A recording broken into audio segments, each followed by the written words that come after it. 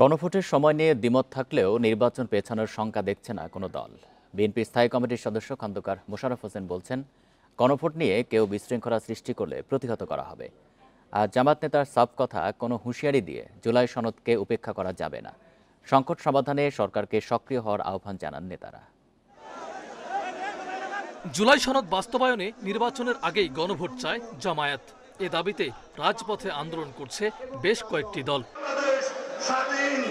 BNP বলছে, নির্বাচনের আগে গণভোটের সুযোগ নেই, যত বাধাই আসুক প্রতিহত করা হবে। ফেব্রুয়ারিতে নির্বাচন হতে হবে বলে জানান বিএনপির স্থায়ী কমিটির সদস্য খন্দকার মোশাররফ হোসেন। ফেব্রুয়ারি মাসে নির্বাচন হবে এবং আমরা বিশ্বাস করি যে তারা এই ব্যাপারে বদ্ধপরিকর, আর আমরাও এই নির্বাচন করার জন্য বদ্ধপরিকর।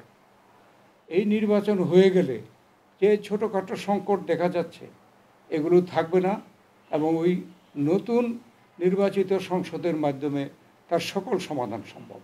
আর জামায়াত নেতার মন্তব্য, জুলাই সনদকে উপেক্ষা করছে বিএনপি। বলেন, ফেব্রুয়ারিতে নির্বাচন হবে এবং তার আগেই হতে হবে গণভোট। জুলাইয়ের সনদটা বানচাল করার জন্য একই দিনে নির্বাচন করতে চান, আর জামাত নির্বাচন ফেব্রুয়ারিতে হোক এটা বারবার বলেছে, শুরু থেকে দাবি করেছে। ওনারা তো ডিসেম্বরে নির্বাচন চাইছে, আমরা বলেছি ফেব্রুয়ারিতে করেন। জুলাই সনদে এখনো স্বাক্ষর করেনি এনসিপি।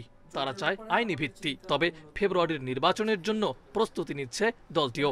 জুলাই সনদে আমরা সাইন করিনি, কারণ তখন একটা বাস্তবায়নের রূপরেখা ছিল না। আমরা বলেছিলাম বাস্তবায়নের রূপরেখা আসলে তখন আমরা সাইন করব। ঐকমত্য কমিশন থেকে কিন্তু বাস্তবায়নের কিছু প্রপোজাল প্রধান উপদেষ্টার কাছে দিয়েছে। প্রপোজাল আসছে, এখনো সিদ্ধান্ত হয়নি। বাস্তবায়নের একটা রূপরেখা আসছে গ্রহণযোগ্য, তখন সাইন করব।